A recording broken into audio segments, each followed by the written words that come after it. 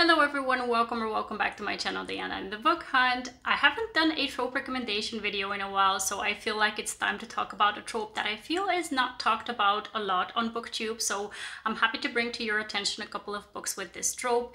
It's caretaking within romance, and I did see that Ava from Ava Romance Books as well as Crystal from Crystal's Bookish Life have videos on this topic, and I'm going to post their videos in the description box if you want to check them out, because Crystal, she has a lot of historicals that she can recommend, and I don't have any historicals because I don't tend to pick up a lot of those. And then Ava, she has a lot of alien and monster romances that she can recommend. I have started to dip my toe into those genres, but I still don't have a lot of recs for you, so I'm just going to leave it up to her to recommend those. So you can check out their videos if you want recommendations with these genres. And then the ones I'm going to recommend are mostly contemporaries, and some of them really are all-time favorite books of mine. And the caretaking within a romance just is a kind of a disposition that allows for the characters, if they've had some kind of a rift or they've had a rivalry, or they've had a forbidden situation or an enemies to lover situation, the caretaking typically brings them together. You know, the physical aspect of having to take care of one another just brings those emotions in you of wanting the other person to be better, and just unlocks your heart, your vulnerability also in certain situations. So I really love that aspect within books. And to be quite frank, when I was making up this list, I really had a tough time with finding books that I've read with this trope. So if you have any recommendations for me, please leave them down below in the comment box. I'll go ahead and check them out and pick them up as soon as I can. Let me start off with one of my all-time favorite books, which is From Lukov with Love, which is by Mariana Zapata. In this book, we have two ice skaters who are paired together to skate for a very important competition. And the female main character, Jasmine, she kind of has no choice but to pair up with Ivan, even though she kind of hates his guts. He is kind of the ice king. He has won everything that there is to win. So for him, it's kind of a low stakes situation, while for her, it's a high stakes situation because she really wants to win. And they get paired off together. They don't have the best relationship when the situation between them starts. And basically both of them are really high-end sports people, so they have a lot of pressure on their bodies, a lot of pressure to get into the ice rink and perform things over and over again until they perfect it. And we have a situation where Jasmine gets sick, and she doesn't expect Ivan to kind of react at all, but he is the best kind of caretaker in the situation. I don't want to spoil too much about the scene, so it's kind of like the most pleasant possible experience for you to read, but he is exactly the kind of man we would want to have when we get sick as women, right? So it was just such a special scene, and I feel like it's kind of one of the pivoting points within their relationship, of them kind of melting the ice around each other and kind of noticing that they can be good for each other. So I absolutely love this book. I absolutely love the scene with caretaking within this book, so I definitely would recommend this one. Next up, I'm going to talk about Real by Kennedy Ryan. This is an all-time favorite book of mine as well. In this book, we've got a heroine who has a chronic illness. Neva, she has lupus. So when she starts working on a movie with the hero, Cannon, who is the director of the movie, she kind of doesn't want her chronic illness to be at the forefront of what is happening. So she's pushing her body's limits to the absolute limit. And when things start to get out of hand with her health, we've got Cannon, who definitely is upset that he isn't in on the loop of what is happening with her, but at the same time, when he finds out, he definitely wants to be there for her and wants to, he's basically a very much a natural nurturer and caretaker, because he has had to take care of his mother, who had also a very serious disease. So she basically can count on him to know what he needs to do with her chronic illness. And that is such a special thing to have, because typically when you get confronted with someone having a chronic illness and having some kind of flare-ups or episodes or things that happen to your body that you have no control over, for someone who doesn't know how to react, it can be very overwhelming.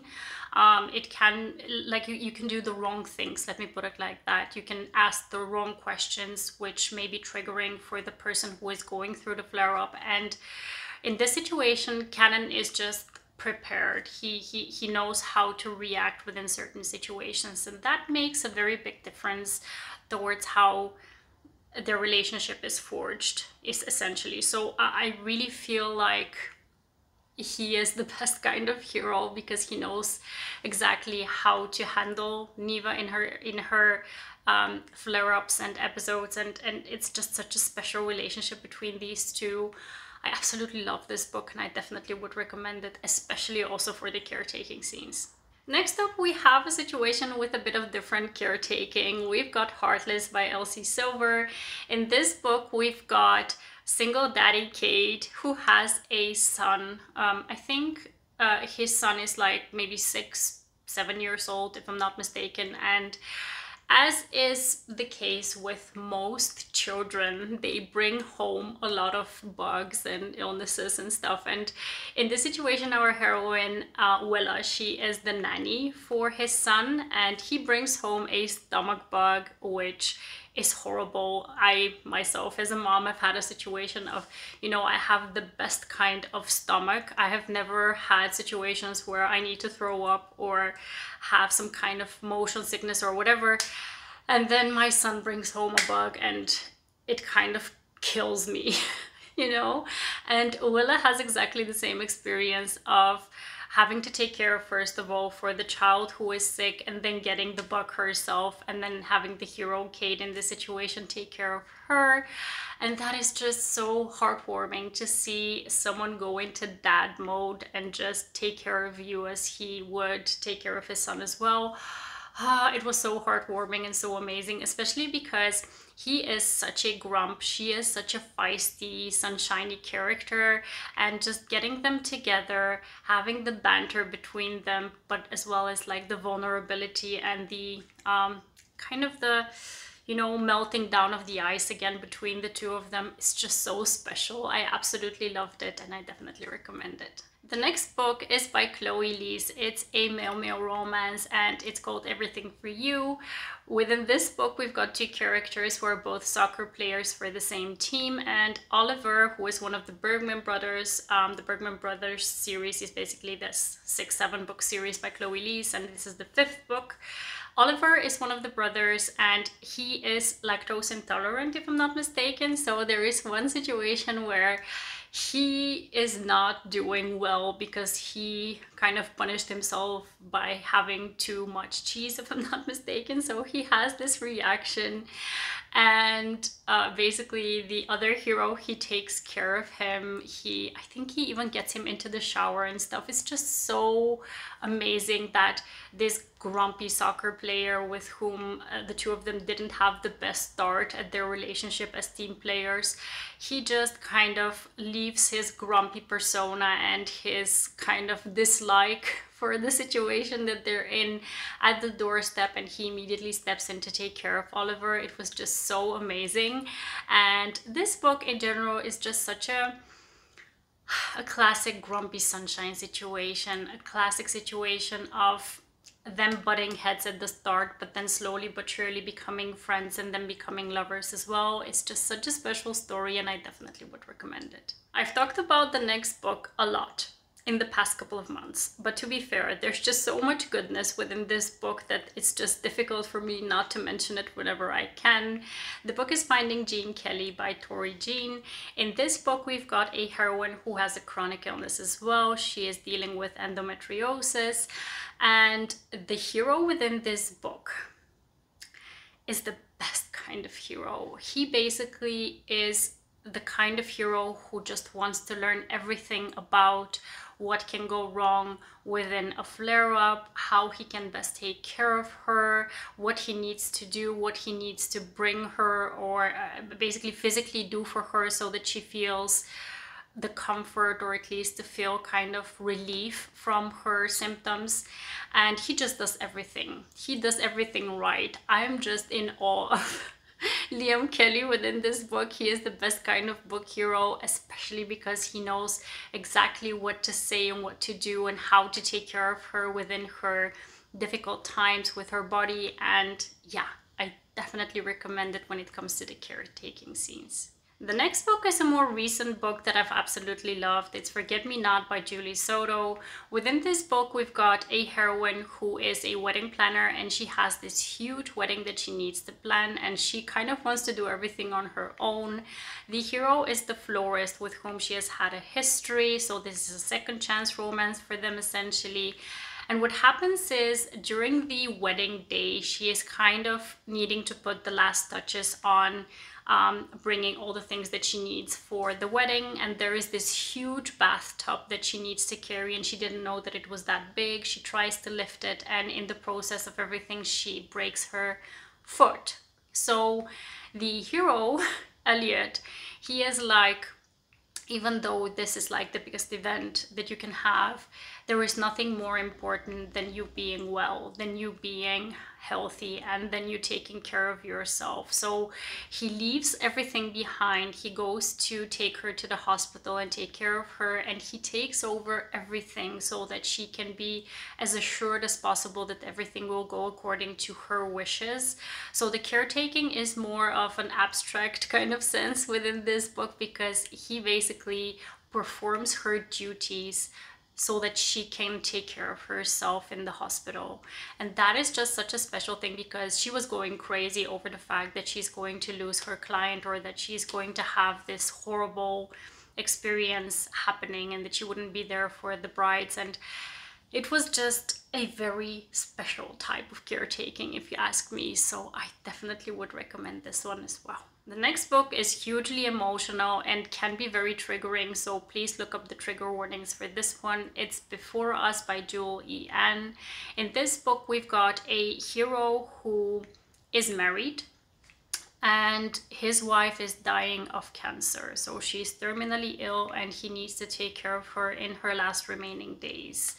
The heroine is hired by this couple to take care of their house, to be the maid essentially, but she really very quickly becomes a very good friend of both of them.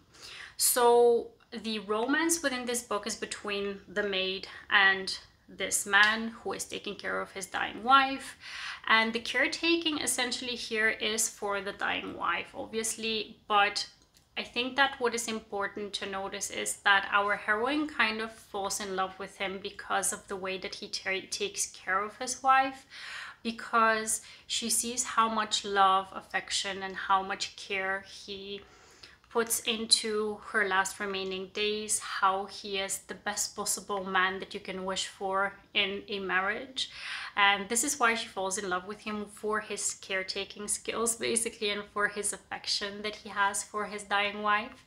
And it's a very special story, but a very emotional one, so please bear that in mind before picking it up. The next book is the only alien romance that I can recommend to you. The book is by Amanda Milo, and it's called Blindfall. Within this book, the caretaking revolves around a woman having her period. So you can imagine in a situation where a woman needs to marry an alien who is not familiar with the human anatomy, with what happens with a female body.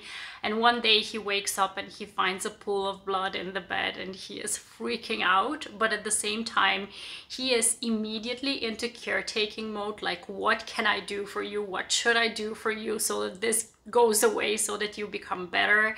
And that is just such a special kind of how do you say, not setting, but a special kind of approach and attitude.